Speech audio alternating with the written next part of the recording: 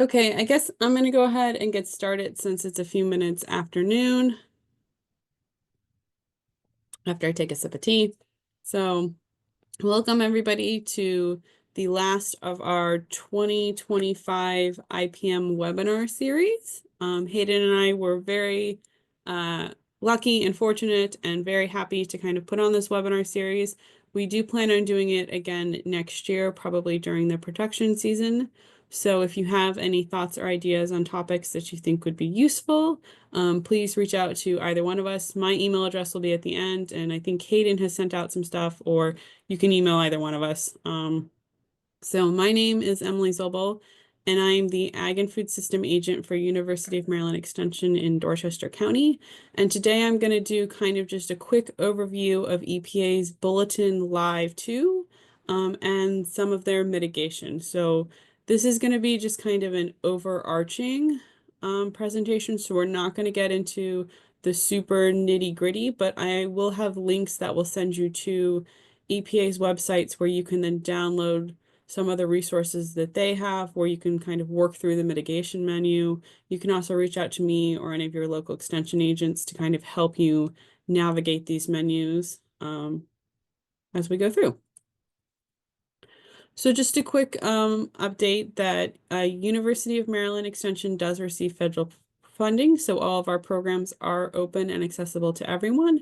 At this point, if you need to turn on closed captions or if you need to make your volume louder or something like that, please do so. If you plan to attend any University of Maryland Extension programs and you need any other accommodations, please let whoever is running the meeting know at least 2 weeks ahead of time. That just gives us enough time to kind of get accommodations in order. But we're happy and excited that you're here today. So I generally like to start all of my talks off sharing some resources so that you know, one, that I didn't pull this information out of thin air, and two, so that you know where you can go to get more information about these topics. So the EPA website has probably the best place with all the resources because this is an EPA ruling and legislation. So they have tutorials, both paper and video tutorials. They also have lots of videos up on YouTube walking you through Bulletin Live 2, as well as the mitigation menus that we're going to talk about today. The Maryland Pesticide Education Program, which is affiliated with University of Maryland. It's run through our entomology department, offers the Pesticide News, which is a kind of monthly to every other month newsletter that comes out with pesticide updates. So I would recommend going to the website, and the URL is listed there. You can also email me and I can send you the link and sign up for it. These go out, and Najara is our editor, and she's really good about summarizing EPA updates. You can also sign up for EPA updates directly, but sometimes they're really technical documents that get a little confusing. But what's nice is if we have updates to Bulletin Live 2 or to the mitigation menu, she's going to summarize them and send them out through the newsletter. So it's your way of staying up to date with this and sort of downgrading it from the technical bulletins that you can then go look at if you need more information. The North Central IPM Center also did a webinar series about these mitigation levels, as well as Iowa State did one specifically on the herbicide strategy. So if you need a little bit more information, if you need someone going a little bit more step by step on it, I'd recommend these as two good resources. Again, I'm going to do kind of an overarching view just because we're going to keep this webinar to a little bit more of a time limitation. But if you're a visual learner or a dictator learner, these are two good resources I would check for more information about these topics. So the Endangered Species Act came about in 1973, and it basically gave the EPA control to kind of help mitigate our endangered species. And part of this was that they needed to take into consideration the impact of pesticides on our listed endangered species and their habitats when registering pesticide products.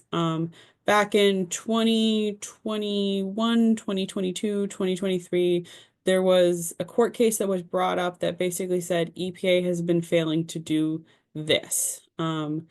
And it went all the way up to, I believe, the Supreme Court, and there was a ruling that basically said that the EPA needed to address this concern or all of our pesticides would basically get annulled and would be canceled out when their registration ended. So in order to prevent that from happening, EPA has basically developed some strategies to help with this. So there's a few different ways that they've gone about this. One is Bulletin Lives 2, which we'll see abbreviated as BL exclamation point T or BLT throughout this presentation. And this is where they basically have combined all of their information about endangered species specifically and their habitats. So these tend to be general, but also some chemical specific control strategies are going to be found in this location. And we'll talk a little bit more about that in a second. But then they've also done these mitigation steps on pesticide group strategies, kind of overarching in general. So you have specific strategies for chemicals that are going to be in direct areas where endangered species will be, but then they have overarching strategies to kind of mitigate herbicides, insecticides, and fungicides with regards to erosion, runoff, and drift in sort of a larger population general sense with it. So the herbicide mitigation strategy is fully done. Insecticide was proposed last year, and the draft commenting period ended last year. I believe it's in the process of being rolled out, so you should start to see that more in like 2026 and going forward. There's been a few different changes through this whole system. It's worth noting that it is very flexible, but with that flexibility comes a lot of complexity. So we're going to, again, do kind of a more overarching look at it today, but you're going to need to spend some time looking at this on kind of like an individual level. So will this affect pesticide use? Well, so you're really going to need to start to plan pesticide applications as a whole early on in the off season. So during these winter months, there are some things that you as farmers or us as ag service providers and so forth should probably be doing now in order to better prepare to make the production season easier. So one of the first things that you're going to notice is especially on new chemicals or chemicals that are being re-registered, you're going to find these new blocks within the label itself. So you're going to see things like this that say protected endangered species, pesticide use limited areas. So this is basically language that you're going to see repeatedly that's going to tell you that as a pesticide applicator, it is your job to check Bulletins Live 2 to check to see if you have any of these pesticide use limited areas, or PUs as they call them, which are basically areas where endangered species are known to live or to have habitat in. So, and then based on that, you're going to have certain mitigations that will need to be taken in order to conserve them or reduce the risk of your pesticide application on them. So Bulletin Live 2 and the EPA mitigation menus are two websites that you will probably need to be checking at least in the off season in order to better prepare for during the season, and then should be checking fairly regularly throughout the season just to make sure that there haven't been any updates to it. And the mitigation menus are mainly focused on reducing runoff and erosion of chemicals and then drift. And then there's some that are kind of a little more specific, but those tend to be more chemical specific. The other potential thing that you might see on some of your pesticide labels are these mandatory runoff mitigations or mandatory spray drift ones. Again, EPA has done two different things here. So they've done the Bulletin Lives 2, which is specifically for endangered species, and now they have mitigations for kind of the broader, more general sense to kind of reduce pesticides getting into the environment and reducing endangered species from like a population level. So if you look at this, we're going to see a few different things on the label. So first and foremost, you're going to have some requirements to mitigation. So in this case, you can't apply it when the soils are saturated or when it's raining. Some of this stuff is stuff that was already on the label, and then they've just repeated it down in this box. In this case, this was Liberty, and these were already requirements of it. So that's not new. What's new is we now have this requirement here. So applicators must access and search Bulletin Lives 2, and there's your URL within 6 months of the application to determine whether the application site falls within the pesticide use limited area. And if so, they have to look at the bulletin and follow the instructions on the bulletin.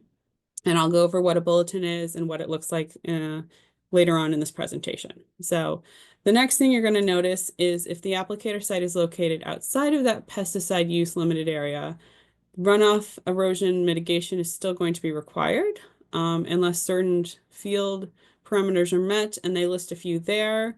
So things like subsurface drain, permeum berm systems, a tidal return system, spot treatment, etc. EPA's mitigation menu has a full list of things that can kind of opt you in or opt you out, as well as an entire point system. We'll touch on this a little bit, but at the end of the day, you should probably go ahead and take some time to look over it yourself.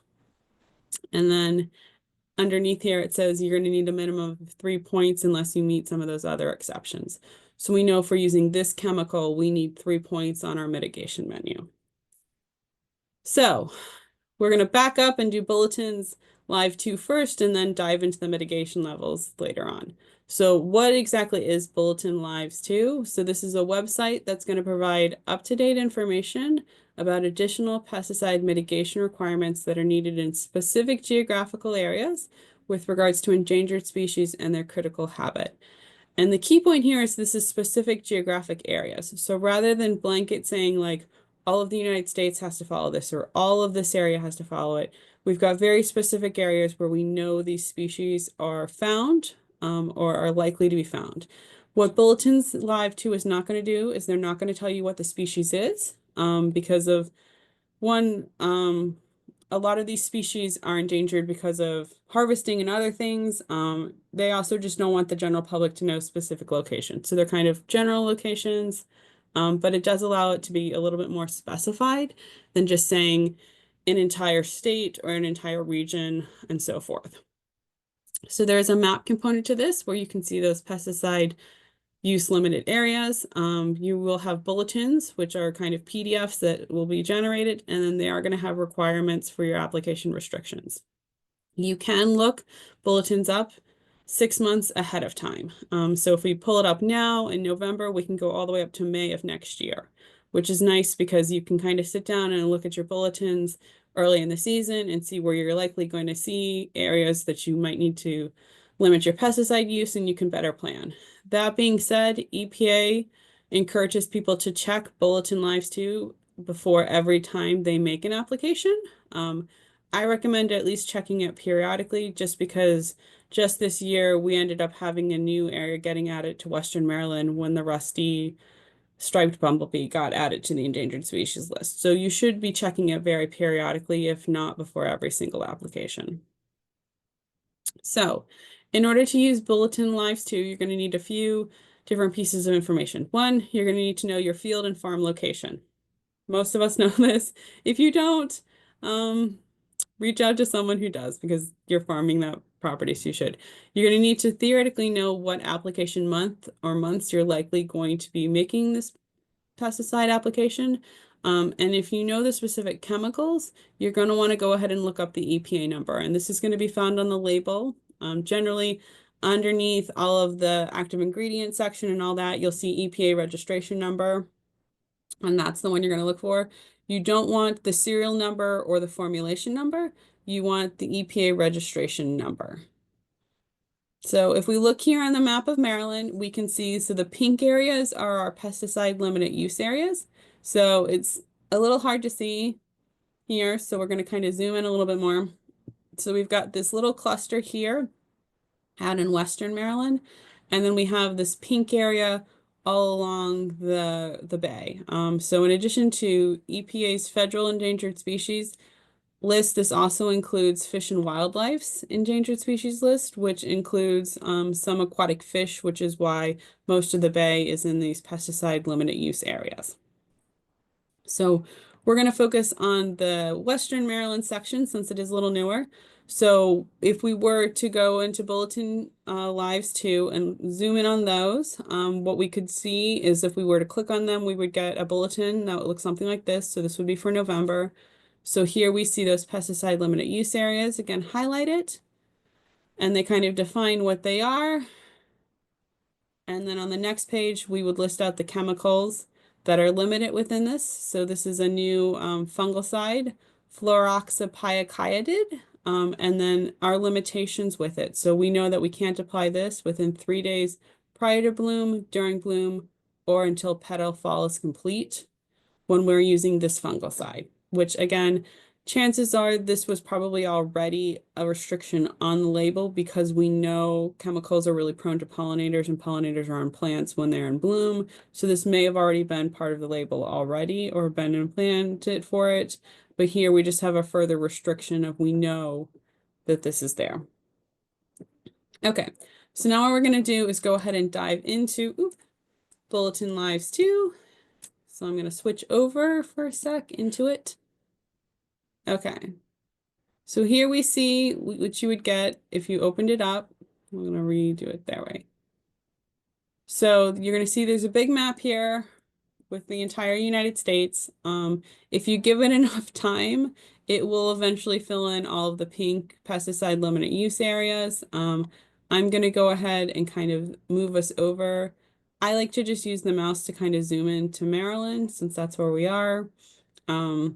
Going forward. So a few features to point out. So up top here, you're going to see this blue box.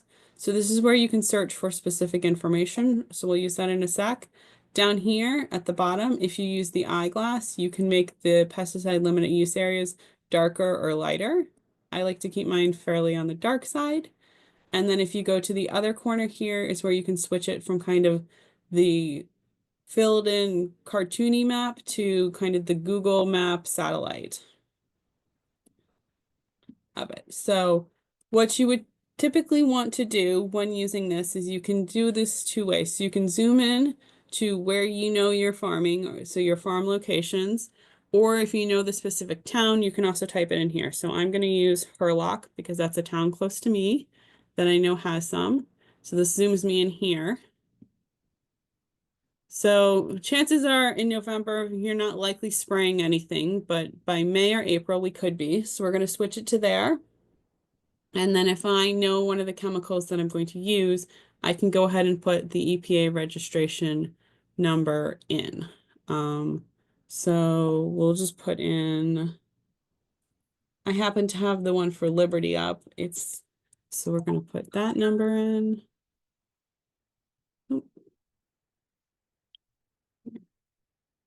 There we go.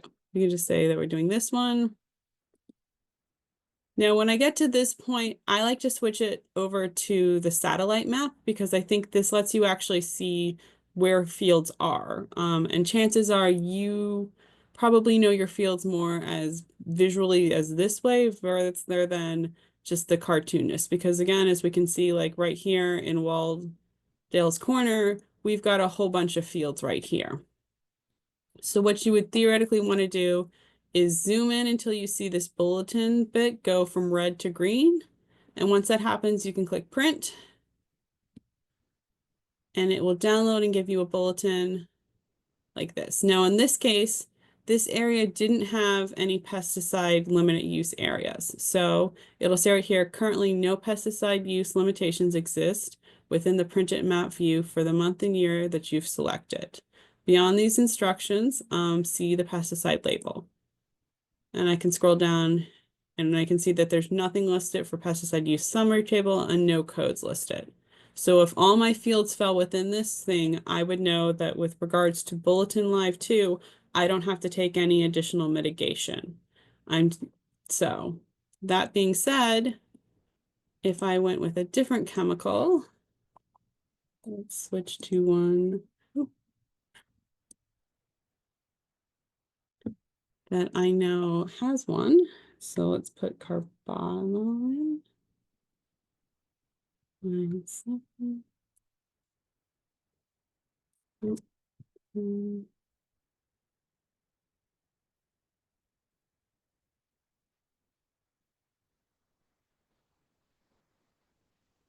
Oh, carbonate. And say instead of farming over here, I was farming over here. So here we can see that pink area. We'll zoom out a little bit more. Where we have that pesticide use limited area. So if I'm farming, like one of these fields. Let's make that a little bit more transparent. Say we're farming this field here. The back half of it is in one of these pesticide limited use areas, so I'm going to have to follow regulations with regards to it. So if I've got the chemical listed, I can click full detail, and it's going to give me just the area that I can read. So for this bulletin, it tells me the habitats that I've got and lists out some restrictions. Now, I personally don't find this super easy to read, so I would probably scroll all the way down to the bottom and go ahead and print the bulletin. And then it gives me, again, a printed bulletin like this, where I've got my map area. It's going to tell me that there is a pesticide use limitation. Here's the chemical that I put in. And then it's going to tell me the restrictions that I have. So for with this chemical, depending on the rate I'm spraying it at, I have a buffer habitat I have a buffer that needs to go in. So if I've got less than 1 pound down here, I have to have 1 runoff mitigation. If I've got 1 to 2 pounds, I have to mint 3. I have to have 30 points. And if I've got over 2 pounds of an application, I have to have 50 points. It's also going to give me a link to where I can go to get those points. So if we were to click that, this is going to take you to the Bulletins Live 2 mitigation menus, which are different than the mitigation menus that we're going to talk about later. So from here, I could say, okay, I'm going to apply 1 pound of this chemical, so I know I need 30 points. So based on this table, I can go through and I can select things until I have 30 points tallied up. So this could be things like having contour farming or alley cropping. If I have a vegetative buffer strip, which depending on where you are is kind of common, so maybe that gets me at. If I'm doing cover cropping, there's 5 points. So you can kind of sit down and figure out this. This is not a super advanced list compared to the mitigation menu one, so it's a little easier to do. One thing I recommend doing is going ahead and printing out these bulletins here, and then underneath on the bottom or on the back side, flip it over and write out where you're getting your points from, just so that you're keeping a documentation of your points and everything in the event that you get inspected. So one thing that you could also do is say you were farming this field and you didn't quite know what products you were going to do. You can also click on this and you can see that there's 4 different updates or 4 different endangered species bulletins. And here's all the products that are going to have limitations on them. So you can kind of scroll through these and you can see which ones that they are going to be listed. You can print a bulletin, but it's going to be a really long bulletin because it's going to have all 4 of those listed. So we can see it's 44 pages. But again, it's going to list out every single chemical that is going to have restrictions in that field because it's in that pesticide limited use area.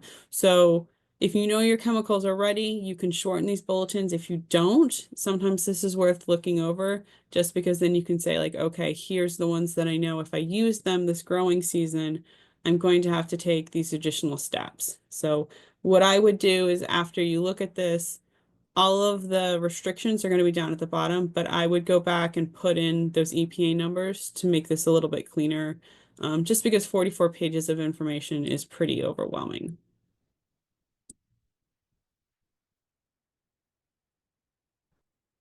Okay. Oop. Okay, so that in a nutshell is kind of how to use Bulletins Live 2. EPA does have some webinars and some tutorials about how to kind of go about doing that. Again, if you need a reminder of it or if I went a little too fast for you, you can also reach out to either myself or any of the other extension agents or your local extension agent, and we're happy to help you with it.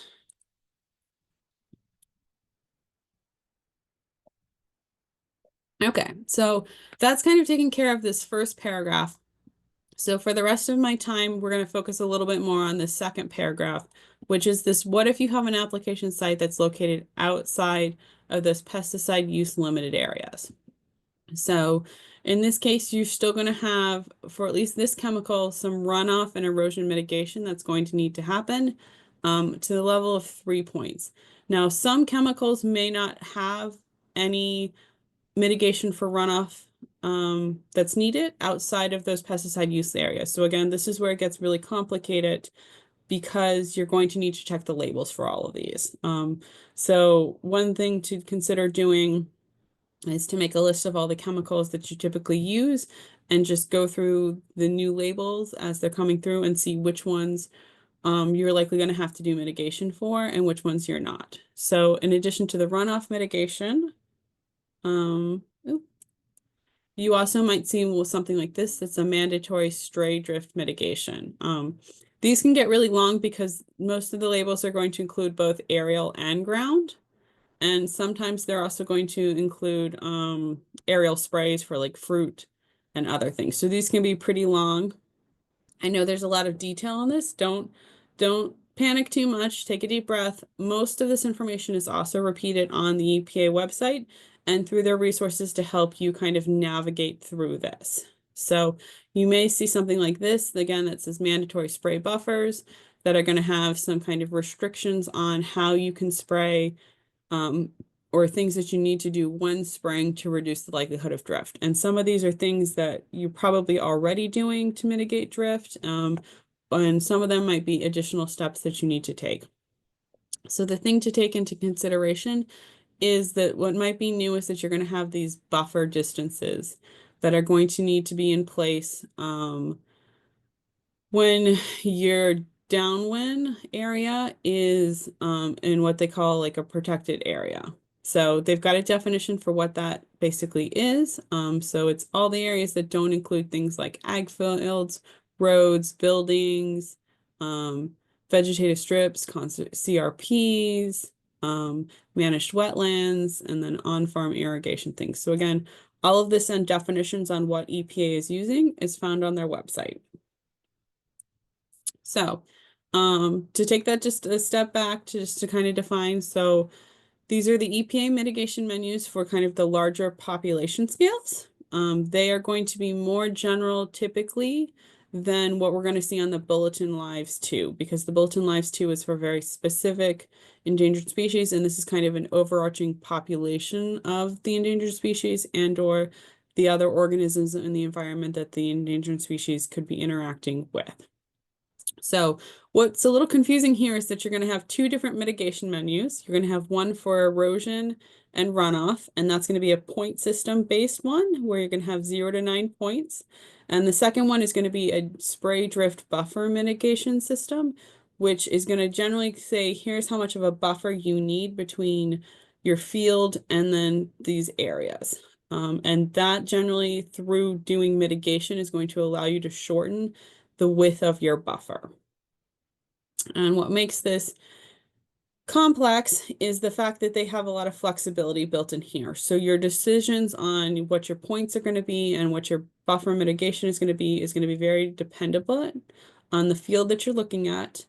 So whether or not it's in that pesticide limited use area or outside of it, what crop you're growing, and then what pesticide product that you are using. So there's a lot of flexibility here that's been built in, but it's very complex because you've got multiple decisions being made every time you're spraying any chemical on any of your fields. So it might be feeling a little overwhelming right now. Take a deep breath. We're going to walk through a little bit of it, and hopefully you'll feel a little bit better at the end.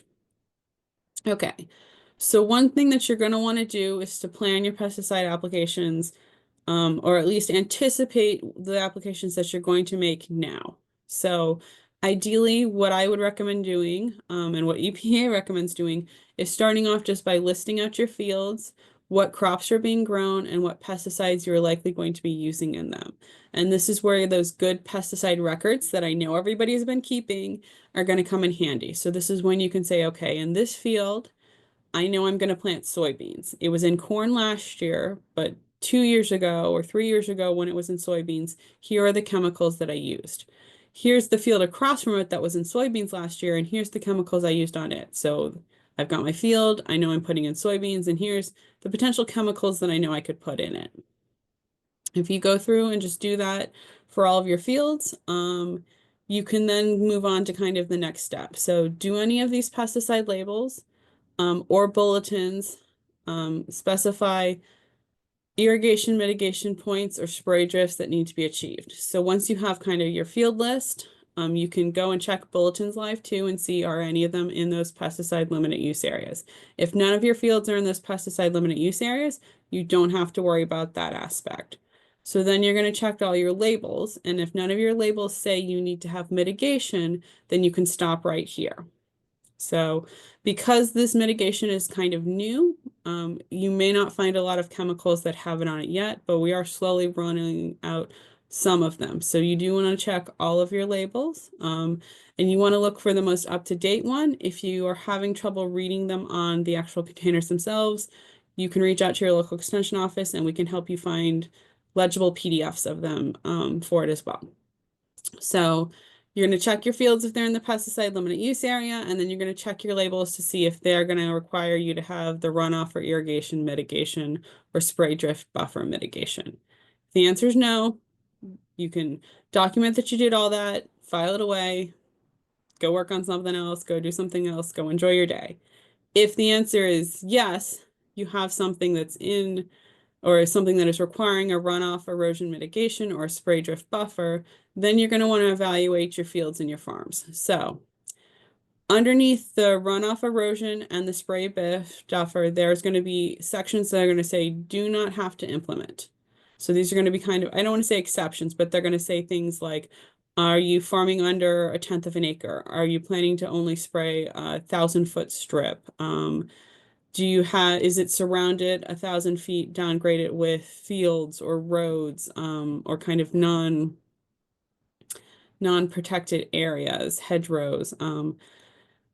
Does it have irrigation tidal water return systems or a berm system? So if you've got things like that, then you can basically get moved into this do not have to implement kind of thing. If you are only implementing through tree injection or things that are likely to kind of reduce the risks, you might be able to have one of these kind of exemptions to it, in which case then you can go ahead and stop there. If you don't fit into any of these, do not need to implement ones, then you're going to need to go through your label and determine how many points or what the largest buffer is going to do. I like to say, list out all of them and find the one that has the maximum points and the largest buffer, because if you can meet that one, everything else will be fine. So look for we're going to go conservative. So look for the one that's going to ask for the highest number of points for your for your runoff and erosion, or the largest buffer needed.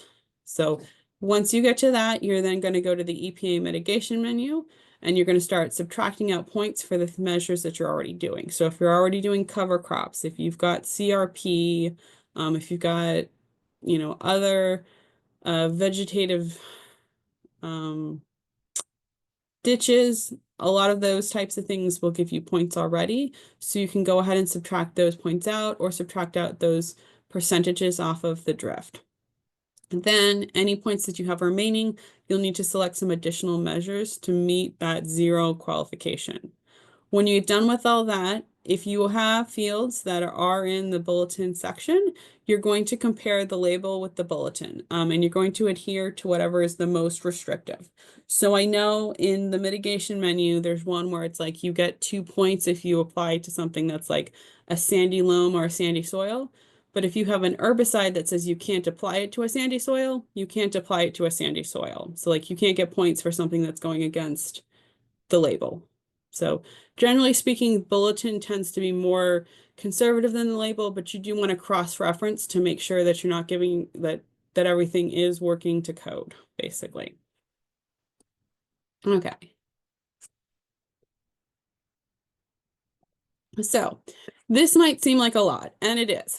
But one thing that's worth noting is that EPA has created some things to kind of help farmers and ag service providers walk through all this point systems, because there's a lot of points here. It's flexible and it's complex. So if you are a pen and paper kind of person, They have these worksheets or calculation sheets for both. So this one's the runoff and erosion mitigation point calculation worksheet, and they have one for drift as well. So you would put down your name, your crops, the field that you're doing, and again, you'd work your way through it. So here's all the things that can kind of get you exempt out. So you can see if you can say yes. So here we see, do you have, you may not have to implement any additional runoff or erosion measures if you can answer yes to any of these bullet points. So you can go through all of these bullet points, and if you can answer yes, then no further runoff and erosion is needed. If the answer is no, then you continue. It's got a spot down here where you can put how many points the label requires, how many bulletins live 2 requires, any other restriction notes, and then you've got all the points listed over here and your ability to score through or walk through them. So again, you can see some of the things that we are naturally already kind of doing. So things like having a cover crop. So if you've got a cover crop or continuous ground cover with no till and it's a long-term cover crop, which means you're putting it in the fall and you're leaving it all the way through spring, that gets you 3 points. If you're putting one in the fall that does a winter kill, that under EPA gets you 2. And if you have one, but then you're tilling it under, that's 1. So you can see there's a wide variety of different points here that you can go through. Again, very flexible, very customizable, but a little overwhelming at times. So if you are a little bit more computer savvy, and I recommend doing this on a computer, theoretically you can do it on a smartphone, but it's very tiny. They have an Excel spreadsheet that you are capable of doing the same thing with. So it would have an area up top where you can put in all your field information, and then they would have the practices listed here. And in this peaching area is where you could make a selection. So you could select down. So in this case, say we had vegetative dishes. Yes, we've got vegetative ditches. So we get 1 point. And then we can kind of go through and select them. And then a lot of them will have something like this. So irrigation has a drop-down menu where you would go through and just select what type of irrigation you have. And then it would self-calculate the points for you. And then down here in the green bar is where it's going to tell you your points that you need, or the points that you are looking for. So this is a nice way to kind of figure out and let it do the calculations for you. What's really nice about this is that you've got these hyperlinks here. So say you're looking through this and you don't really understand, well, what's the difference between a vegetative filter strip and a vegetative ditch, or a grassed waterway, or like how is EPA defining this, or like how is EPA defining all of these other things. That hyperlink will take you to their website where they define what these terms mean. Some of them they compare with like NRCS practices, and all of that information is there. So if you are unsure about what this stuff means, check that out. They also have a calculator for the spray drift, and they have a worksheet for the spray drift as well. So again, very similar. You can go through, practices are labeled, and then you would make your selection in the peach area. It is a protected document, so you can't make heavy edits on it. But what you can do, or the workaround I have found, is if you upload it, if you have a Google account to Google Docs, you can delete out the things that you know you're not going to use to simplify it. I generally would say just continue using theirs though. Okay, so your next steps from here that ideally, hopefully you're feeling motivated but not super overwhelmed. So go ahead and start thinking to plan ahead for all your pesticide applications. So make that list of your fields, list out your crops. You're already going to have to do it for your nutrient management plan. So just make a second copy of that. Start thinking about which chemicals you're likely going to use. Go back to your pesticide records and see which ones are you likely to use on which fields with which crops. Take some time to revisit all those labels. I would recommend doing this anyways, just because if we haven't used a chemical in a whole year, we want to remember what PPE we're wearing. We want to remember what safety protocols we need and all of that. So take some time to read over those labels, figure out what points you need, and go ahead and figure this out now so that in the middle of the season, you don't have to worry about it. You can group fields together. If you have a whole bunch of fields that are not in that pesticide limited use area and they're all growing corn, and you're going to probably use the same chemical on them, you can sit down and figure out the mitigation points for all of those fields at the same time, assuming that they have very similar slopes and soil textures and surrounding areas. So it's okay for you to kind of group things together. If you are on rented land, you may want to take some time to reach out to the landowner, especially if it gets to the point where you need to start doing some of these mitigation things like CRP or buffered area. That's something that you and a landowner can have a conversation about, and so forth. And then I would recommend to follow news updates with the EPA about this, as well as any other endangered species ones. So you can sign up for their newsletters and updates. You can sign up for ours. Again, just to stay timely on top of, as new chemicals or as chemicals are getting registered and getting updated registration, you want to stay up to date on that. So okay, so there's my information and my email address. If you have any questions about this or you need help kind of walking through the mitigation menus, feel free to reach out to me. I am happy to either meet in person if you are on the Eastern Shore, or we can do a Zoom and I can happily to walk people through it. You can also reach out to your local extension agent.